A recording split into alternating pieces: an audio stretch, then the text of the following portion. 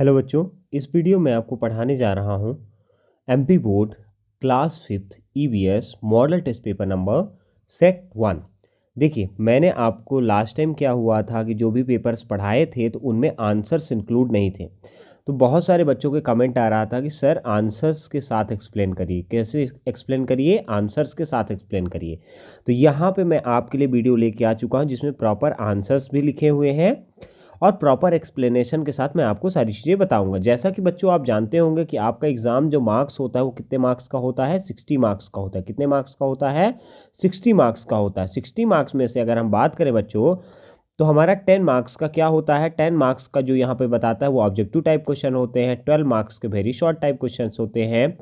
फिर आपका 18 मार्क्स का शॉर्ट टाइप क्वेश्चन होता है और 18 मार्क्स के बाद की अगर बात करें तो 20 मार्क्स के लॉन्ग क्वेश्चन होते हैं। ठीक है, ये हमारे 10 रहते हैं बच्चों, ये हमारे 6 रहता है, ये भी हमारा 6 रहता है और ये हमारे 4 रहते हैं। ठीक है बच्चों, तो चलिए बिना किसी देरी के वीडियो को स्टार्ट करते हैं और नंबर 1 क्वेश्चन से स्टार्ट करते हैं। जैसे कि यहाँ पे आप लिखा हुआ आप यहाँ पे देख पा रहे होंगे, मल्टीपल चॉइस क्वेश्चंस जो है 1 to 5 यहाँ पे बता रहा है। तो आपका क्या बोल रहा है? Choose the correct options and each questions carries the 1 marks. आपको करेक्ट ऑप्शंस को चूज करना है और सारे के सारे क्वेश्चन 1 मार्क कैरी करते हैं। और बच्चों आपके लिए अच्छी बात यह है, जो हिंदी मीडियम के बच्चे हैं उनके लिए क्या वो क्या शिकायत करते थे कि सर हमको हिंदी मीडियम के क्वेश्चंस ये समझ नहीं आ पाते हैं इंग्लिश मीडियम से कि आप क्वेश्चंस हमको बता रहे हैं। ठीक है, तो हिंदी मीडियम के बच्चों के लिए भी ये वीडियो जो है टोटल हेल्पफुल है, क्योंकि देखिए यहाँ पे मैंने पहले हिंदी लिख रखा है, फिर क्वेश्चन का इंग्लिश लिख रखा है। ठीक है ना, तो हिंदी मीडियम वाले बच्चे ये वाला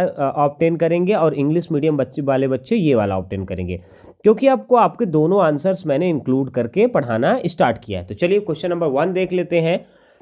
a rat is roaming in a field, which group of birds will catch it. ठीक है, तो देखिए एक चूहा जो है खेत में घूम रहा है, किस समूह के पक्षी इसे देखकर पकड़ लेंगे? तो इसका राइट आंसर क्या हो जाएगा बच्चों?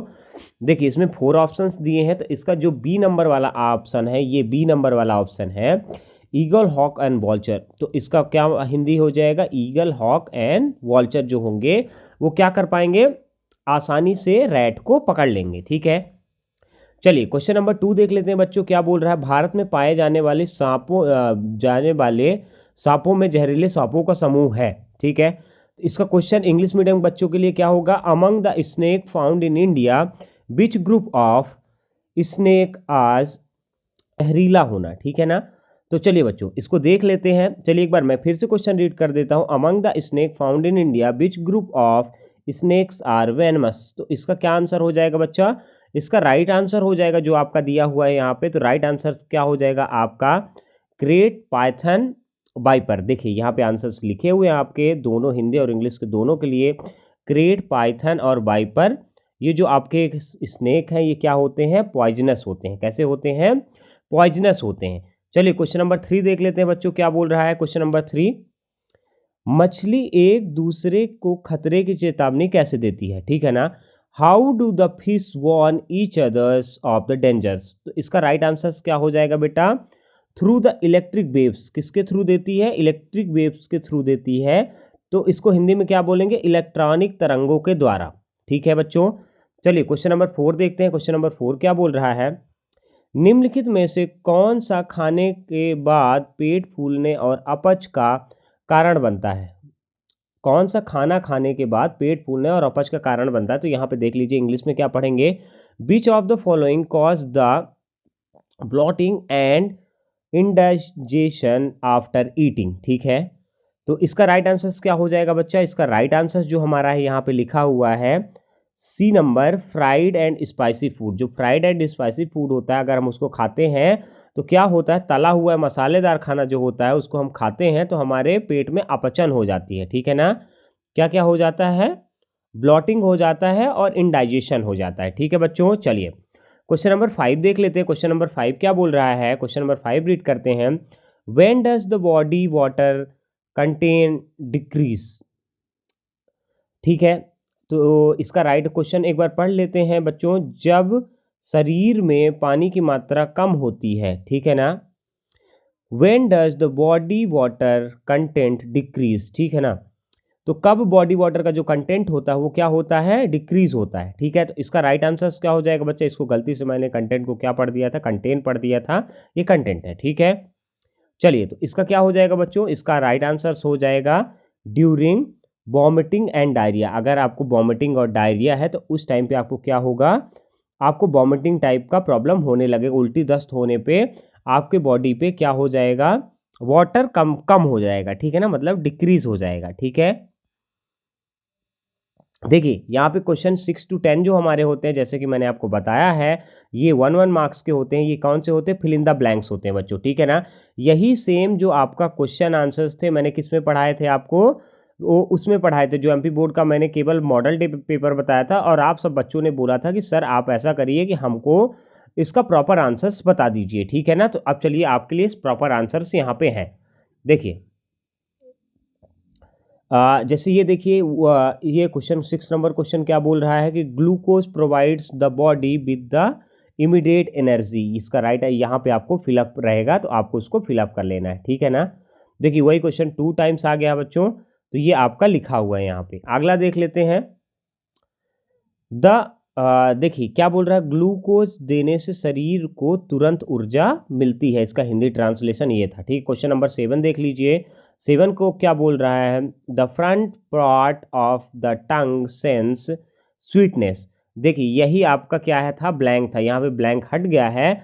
ये जो दिया हुआ है वो क्या करता है, स्वीटनेस को पता लगाता है आपके। ठीक है, तो इसका राइट आंसर यहाँ पे वो बना के लिखा हुआ है, मतलब जीभ के आगे हिस्से से मीठा स्वाद महसूस होता है। ठीक है बच्चों, चलिए फिर क्वेश्चन नंबर 8 देख लेते हैं।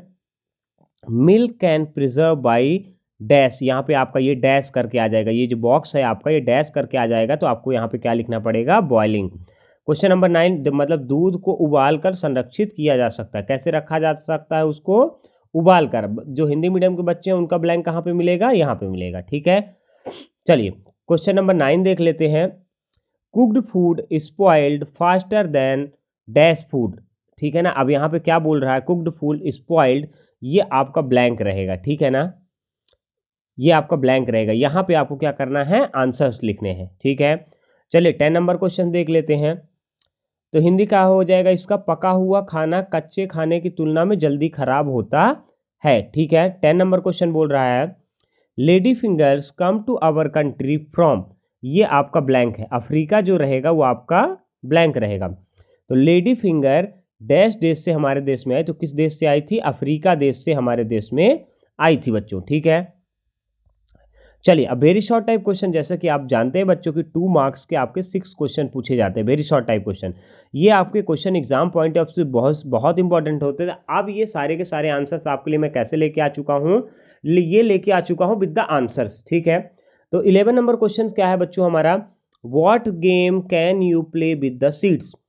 मतलब बीजों से आप कौन कौन से गेम खेल सकते हैं। तो इसका राइट आंसर हो जाएगा, you can play the various game with the seeds such as tossing and catching seeds और playing games with the seeds। इसका हिंदी मतलब क्या निकलेगा, बीजों से आप कई तरह के गेम खेल सकते हैं, जैसे कि बीजों को उछाल कर पकड़ना या बीजों के साथ गेम खेलना। ठीक है, चलिए क्वेश्चन नंबर 12 को देख लेते हैं। 12 नंबर क्वेश्चन जो है, how do the ants detect the sweet things. जो आंट्स होती हैं वो स्वीट थिंग का पता कैसे लगाती हैं, चींटियाँ मीठी चीज़ों का पता कैसे लगाती हैं। बच्चों ये हिंदी मीडियम और इंग्लिश मीडियम को ध्यान रखते हुए मैंने इसका हिंदी और इंग्लिश ट्रांसलेशन दोनों रखा है। ठीक है, इसका right answer, ant detect the sweet things with the help of their sense of smell. जो आंट्स होती हैं वो क्या करते हैं, डिटेक्ट करती हैं स्वीट चीज़ों को, किसके हेल्प के साथ, उसकी स्मेल की हेल्प के साथ। ठीक है, क्वेश्चन नंबर हमारा 13 देख लीजिए, how do the seed disperse through the wind. ठीक है, तो हवा से बीज कैसे फैलते हैं, ये इसका आंसर देखते हैं बच्चों। Seed disperse through the winds due to the special types of seed in the plant that fly away in the wind and spread far and wide. ठीक, देखिए क्या बोल रहा है, हवा से बीज फैलने के लिए पौधों में विशेष प्रकार के बीज होते हैं जो हवा से उड़कर दूर दूर तक फैल जाते हैं। ठीक है, 14 नंबर क्वेश्चन देख लीजिए, who was the first person to talk on the moon. क्या लिखा हुआ है? हाँ sorry, walk on the moon, मैंने टॉक पढ़ दिया बच्चों, sorry by mistake, this is walk. Okay, तो देखिए अब इसका राइट आंसर क्या हो जाएगा? The first person who walk on the moon was Neil Armstrong. चंद्रमा पे पहले व्यक्ति नील आर्मस्ट्रॉन्ग थे, ठीक है ना, जिन्होंने चंद्रमा पे क्या किया था? वॉक किया था। क्वेश्चन नंबर 15 को देख लेते हैं। क्वेश्चन नंबर 15 क्या बोल रहा है? What will happen if you don't attend the school for long time? यदि आप लंबे समय तक स्कूल नहीं जा पाते हैं तो क्या होगा? आंसर है if you don't attend the school for the long time your studies may be affected and you may face the difficulties in the future. तो इसका हिंदी ट्रांसलेशन, यदि आप लंबे समय तक स्कूल नहीं जा पाते हैं तो आपकी पढ़ाई प्रभावित हो सकती है और आपको भविष्य में परेशानी हो सकती है। ठीक है बच्चों, चलिए अब यहाँ पे एक क्वेश्चन है, what is an earthquake? Earthquake क्या है? ठीक है बच्चों, ये सारे मैंने वही क्वेश्चंस लिए हैं जो लास्ट टाइम आप बच्चों मैंने आपको मॉडल टेस्ट पेपर में बताया था। अब ये सारे क्वेश्चन आंसर्स के साथ आपके पास अवेलेबल है, ठीक है, विद द पीडीएफ के साथ मैंने इसको बनाया है। An earthquake is a natural phenomena that's occur on the surface of the earth causing the sudden vibration. देखिए, भूकंप पृथ्वी की सतह पर होने वाली प्राकृतिक घटना है जिसमें पृथ्वी की सतह अचानक से कंपन होती है। ठीक है, चलिए क्वेश्चन नंबर यहाँ पे देख लेते, शॉर्ट खत्म होता है। अब यहाँ पे वेरी शॉर्ट जो था वो खत्म हुआ, अब यहाँ पे शॉर्ट टाइप क्वेश्चन आया। तो ये कितने मार्क्स का? 3 मार्क्स का एक क्वेश्चन रहता है, टोटल 6 क्वेश्चन आपके पूछे जाते हैं बच्चों। ठीक है, तो चलिए क्वेश्चन नंबर 17 देख लेते हैं। क्या बोल रहा है? Give 2 reason for the depletion of water source, मतलब जल स्रोत को सूखने के 2 कारण बताइए। ठीक है, तो इसका राइट आंसर क्या हो जाएगा बच्चों? 2 reason for the depletion of the water source are water pollutions and excessive water consumptions. 2 कारण क्या है? जल स्रोत के सूखने के 2 कारण है, जल प्रदूषण और जल को अत्यधिक खपत, मतलब पानी की अत्यधिक खपत होना। इस कारण से वो जगह जहाँ से पानी मिलता है तो वो खत्म होती जाती है। क्वेश्चन नंबर 18 देखते हैं बच्चों। Why do the animal living in hilly and the cold regions have thick and long hair on their bodies, मतलब पहाड़ी और ठंडे क्षेत्रों में रहने वाले जानवरों के शरीर पर घने लंबे बाल क्यों होते हैं? तो इसका राइट आंसर क्या हो जाएगा? Animal living in the hilly and cold region have the thick and long hair on their body to protect themselves from the cold। अब देखिए, पहाड़ी और ठंडे क्षेत्रों में रहने वाले जानवरों के शरीर पर घने लंबे बाल होते हैं ताकि वह ठंड से बच सके। ठीक है बच्चों, 19 नंबर क्वेश्चन देखिए। What is taught at Suryamani Torang center? देखिए, सूर्यमणि टोरंग सेंटर में क्या सिखाया जाता है? तो इसको आंसर्स देख लीजिए। The Torang center of the Suryamani teaches tribals women about the health and nutritions. Suryamani का जो टोरंग सेंटर है तो उसमें आदिवासी महिलाओं को स्वास्थ्य और पोषण की संबंधित जानकारी दी जाती है। चलिए 20 नंबर क्वेश्चन देख लेते हैं। Why is a well called step well? ठीक है ना, क्यों कहा जाता है कि कुआं एक कदम कुआं है? ठीक है, चलिए देख लेते हैं इसका आंसर क्या हो जाएगा। कुआं एक कदम कुआं है क्योंकि इसमें पानी निकालने के लिए सीढ़ियां होती हैं। ठीक है, देखिए, a well is called the step well because it has step to draw water. ठीक है, देखिए 20 नंबर 1 देख लीजिए। क्वेश्चन नंबर क्या बोल रहा है बच्चा? What is the difference between the rural and urban life? क्या डिफरेंस होता है? ग्रामीण और जीवन और शहरी जीवन में क्या अंतर है, आपको ये बताना है। ठीक है, तो इसका आंसर देख ले। There are many difference between the rural and urban life.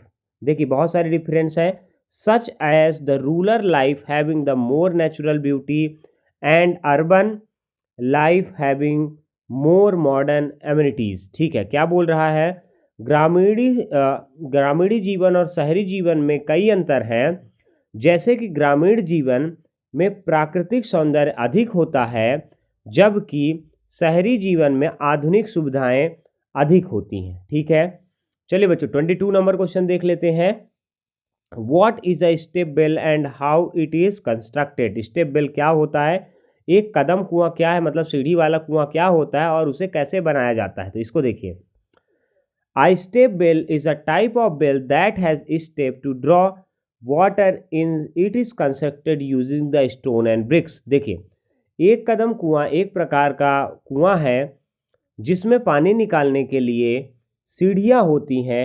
यह कुआं पत्थर या ईंटों से बनाया जाता है। ठीक है, चलिए लॉन्ग टाइप क्वेश्चन देख लेते हैं बच्चों। ये 5 मार्क्स के 4 क्वेश्चन आपके पूछे जाएंगे, ठीक है ना। यही आपका एग्जाम का पैटर्न है, मैंने ऑलरेडी आपको एक्सप्लेन किया है।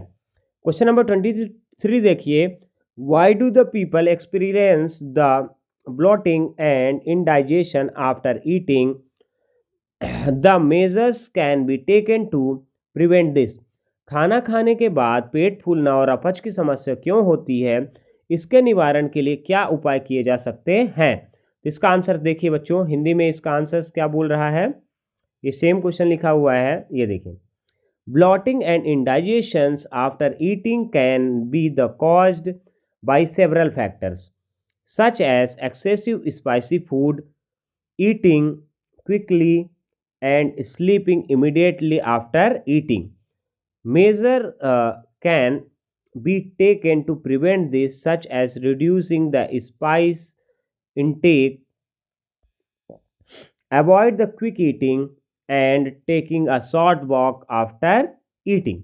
अब देखिए इसका हिंदी मीनिंग क्या हो जाएगा। खाना खाने के बाद पेट फूलना और अपच की समस्या कई कारणों से हो सकती है, जैसे कि खाने के मामले में अधिकता, खाने की गति, खाने की मतलब तेज़ी से खाना और खाने के बाद तुरंत सो जाना। इसके निवारण के लिए उपाय दिए जा सकते हैं, जैसे कि खाने में मसाले की मात्रा कम करना, खाने की गति को खाने से बचाना, ठीक है ना, खाने की गति से खाने से बचना, मतलब बहुत तेज़ खाने से बचना, ठीक है ना, और खाने के बाद कुछ देर तक टहलना, ठीक है ना। चलिए बच्चों, अब क्वेश्चन नंबर 24 यहाँ पे हमारा क्या बोल रहा है, what changes have occurred in agriculture from the ancient time to the present. ठीक है, what are the cause and effect of these changes. देखिए, प्राचीन काल में और वर्तमान में कृषि में क्या परिवर्तन हुए हैं, इन परिवर्तनों के कारण और प्रभाव क्या हैं, आपको बताना है। तो देखिए यहाँ पे आंसर लिखा हुआ है, many changes have occurred in agriculture from ancient time to the present. ठीक है ना, in ancient time agriculture was mainly done with the help of animals, while currently machines and the technology are used. The cause of these changes include the population growth, urbanization, and technological advancement. The effect of these changes include increased food production, improvement agriculture, productivity and improved rural economy. अब देखिए इसका हिंदी में क्या मतलब है बच्चों, यहाँ पे लिखा हुआ, आप इसको भी एक बार पढ़ लीजिए।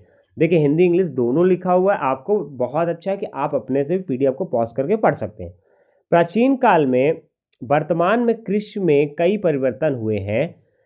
प्राचीन काल में कृषि का मुख्य रूप से पशुओं की मदद से की जाती थी, जबकि वर्तमान में कृषि मशीन और तकनीकी उपयोग किया जाता है। इन परिवर्तनों के कारण है जैसे कि जनसंख्या वृद्धि, शहरीकरण, तकनीकी प्रगति। इन परिवर्तनों के प्रभाव हैं जैसे कि खाद्य उत्पादन में वृद्धि हुई है, कृषि उत्पादकता में सुधार है और ग्रामीण अर्थव्यवस्था में भी सुधार है। ठीक है, चलिए क्वेश्चन नंबर 25 देख लेते हैं बच्चों। क्वेश्चन नंबर 25 क्या बोल रहा है, observe the diagram and explain the difference between the प्लेटू and mountain, name the प्लेटू found in your state. अब देखिए क्या बोल रहा है, तो इसका आंसर क्या हो जाएगा इसका। हाँ, पहले हिंदी वर्ड मीनिंग पढ़ लेते हैं। चित्र का अवलोकन करें और पठार और पर्वत में अंतर बताएं। अपने राज्य में पाए जाने वाले पठारों के नाम बताइए। ठीक है, तो इसका आंसर क्या हो जाएगा बच्चों, the main difference between प्लेटू and a mountain is that प्लेटू is the vast and flat area. ठीक है ना, while a mountain is a tall and steep area. The plateau found in my state are छोटा नागपुर प्लेटू। ठीक है ना, ये जो state में पाया जाता है, छोटा नागपुर बोला है उसने, और राजकमल प्लेटू बोला है एंड मालवा प्लेटू। हमारे स्टेट में मध्य प्रदेश में तो यही है ना। तो इसका हिंदी मतलब क्या हो जाएगा, चलिए देखते हैं।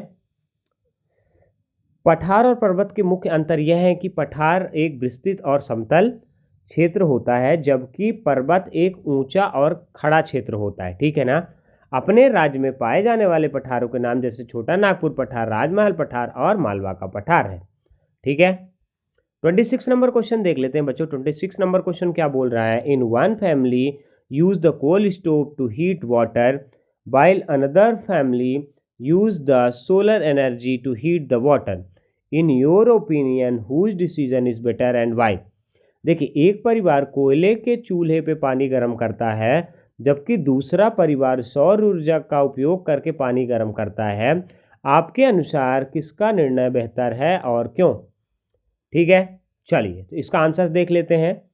In my opinion the family using the solar energy has made the better decision.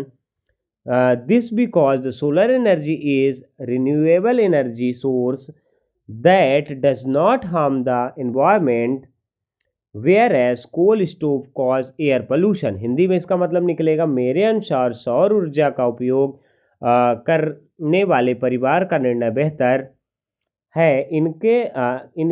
इनका कारण यह है कि सौर ऊर्जा एक अक्षय ऊर्जा स्रोत है जो पर्यावरण को नुकसान नहीं पहुंचाता है, जबकि कोयले को चूल्हे से वायु प्रदूषण होता है। ठीक है ना।